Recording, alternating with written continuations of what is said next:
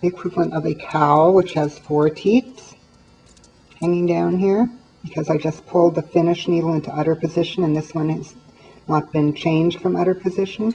We're about to do that by pulling on the other end of that needle until it's in position to begin working. The yarn, which was finished on this needle, is now given to this needle. In other words, the yarn is shared. The yarn goes across this needle, and that needle goes into udder position. This needle takes the yarn and begins to knit with both ends of itself, and goes across here. When it gets here, it will be given to that needle. So the yarn moves around, sharing itself among 2 needles, but each needle knits only the stitches it has.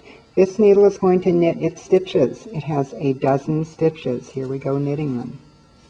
And watch what will happen when I get to the end of the needle. When I'm at the end of the needle, I will be giving the yarn to the next needle. And the needle that is working right now, the active needle, will go to sleep. It will have a nap in udder position, while the needle that is right now napping is going to wake up any moment. Look, I'm at the end. The alarm clock goes off, says, "Wake up, other needle! Time to work." This one goes to sleep in udder position. The needle that was resting wakes up and resumes knitting. Notice how I hold the yarn in my left hand. The yarn never leaves my left hand. Isn't that nice? I'm not sure what happens if you hold it in your right hand, I'm sorry to say, because I just don't knit that way, and I find it awkward unless I'm doing two-handed, two-color knitting, and then I'm pretty good with it. Okay, so here we are. That alarm clock's about to go off. Ding! Wake up, other needle. This one goes to sleep into udder position. This one gets into position to continue knitting, and around we go. Okay, so I want to make a point here. The knitting is starting to grow this way. It's coming out this way. As we go farther, the knitting will be hanging down out of the way. And the right side is facing you. Now the right side's facing you on the outside, but if you like, and some people do this, you can have the other side facing you. Let me get to the end of this. There goes the alarm clock. Ding-a-ling-a-ling, wake up, other needle. This one goes to sleep in udder position. This one wakes up.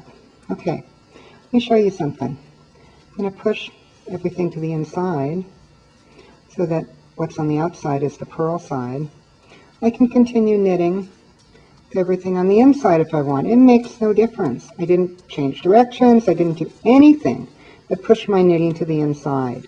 So if you find that you're knitting on 2 circulars, or even on double pointeds, it would apply the same way. If you find your knitting seems wrong side out, push it to the other side. Notice that my knitting has not changed at all. Okay? So there I am, ding-a-ling-a-ling, go to sleep this needle, wake up other needle. Let's push it back to the outside. I like it better that way. I'm going to do one more round. Now I am working at a large gauge, and that is always slower. I can knit extremely quickly this way. And if I were using sock needles, sock yarn, I would be whipping around here at a rate of over 100 stitches per minute. Okay, notice I didn't even talk about how that happened, but you heard the alarm clock go off. You see the knitting growing out here, and you see how the yarn is now going to travel over here. When it gets here, the alarm clock will go off, and that needle will wake up. And it's that simple. Now you might still be wondering, why are we doing this? Why aren't we using our favorite old double-pointed needles? If you've ever used them before, maybe you haven't. Well, we're not using them because of several things. One is, look at this. Look at how I can make it any shape I want. Now, double-pointed needles require that you have things in squares or rectangulars. You can bend them this way and so on, but they're going to have square corners and flat sides. You do not have any body parts, none, not even at a cellular level, that are square or flat like that. You have no body parts that can be simulated with double-pointed needles. So when you try on a sock, part way with double pointed needles, you're getting a poor approximation of fit. With these, let's say you have a very flat foot, no problem. You have a very fat foot, no problem. You have a foot that's shaped like that, no problem. In other words, it rounds itself to you. Another point is we have 2 needle intersections. We have the alarm clock go off twice in a round. If you're using double pointed needles, you have the alarm clock go off 4 times in a round. Who likes to hear an alarm clock? Not me. Now, I have to admit, I'm extremely biased in favor of 2 circs, and I completely respect people who love double-pointed needles, but I just happen not to love them very much at all. And I can't help but proselytize my own passion for circular needle, the circs. So anyway, look at that. 2 alarm clocks instead of 4, and it fits your foot. Also, you can, it's friendlier. Look at that. Look at that. And it's not in your way. You don't have these pokey things attacking you. You don't break your needles. You don't drop them under the couch or into the train tracks where you'll never see them again. Instead, they're always there where you need them, and they always fit, and they're very nice. And also, let's say you're doing something with a fancy big cable that takes up 2/3 of your stitches. Well, you can put 2/3 of your stitches on one circular needle and not have any alarm clocks go off in the middle of the cable. I hope I'm convincing 1 or 2 of you to try this if you've never tried it before.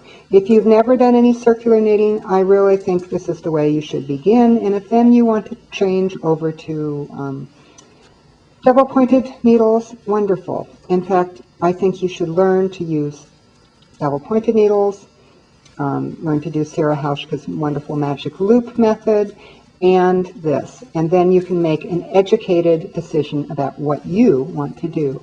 Much better than simply saying this is the best or not. And the truth is, I haven't knit seriously with double-pointed needles in about 7 years, and so perhaps I am not in a good position to even talk about them, because I hardly ever use them, but I certainly do know how to use them very well. Okay, look at how our knitting is growing down. We right now have a cow.